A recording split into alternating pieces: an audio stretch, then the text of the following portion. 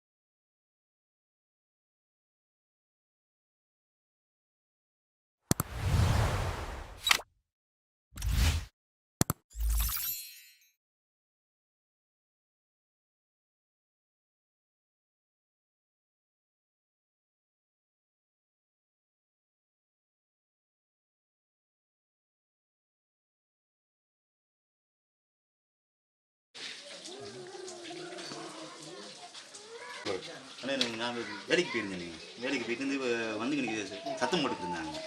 அப்போ நாங்கள் வந்து சத்தம் போட்டுட்டு டக்குன்னு கதை வந்து உள்ள விட்டு புஷ்ஷுன்னு வந்து நாத்தம் வந்து பார்த்து பார்த்து தெரிஞ்சுக்கிறிஞ்சி. மறுபடியும் நான் ஓடியாந்து டக்குன்னு என்ன செஞ்சு மறு பிள்ளைங்களாம் கூப்பிட்டு தண்ணியை தாங்கிட்டு பொடி மேலே வந்து டக்குன்னு அட்டலுக்கு மேலே ஏறி தண்ணி வந்து அமைச்சு எல்லாம் அமைச்சு விட்டு நம்ம மாப்பிள்ளை என்ன இதாக இருந்துச்சு. வீடு ஃபுல்லாக பிள்ளைங்க சாமாக்கின்னு எல்லாம் எரிஞ்சிருச்சு. கட்டல் எல்லாம் எரிஞ்சு போயிடுச்சு. ஆளுங்க அங்கே உள்ளவங்க தான் எல்லாம் சேர்ந்து அமைச்சாங்க. வர நேரம் ரொம்ப பாரதூரமாக தான் இருந்துச்சு. அதோட புத்தகம், பிள்ளைகள் படிக்கிற புத்தகம், உடுப்பு, அவங்க இருக்கிற அவ்வளவுமே எரிஞ்சு போயிடுச்சு. மற்றது அவங்க கிட்டத்தில் கூட அவங்க ஒரு அந்த வீட்டுக்காரர் மனைவி வந்து வெளியூர்லேருந்து வந்து நிறைய சாமான்லாம் கொண்டு போக நினைக்கிறேன். அதுக்கெல்லாம் கூட எரிஞ்சு போயிடுச்சுன்னு நினைக்கிறேன். கம்மியாக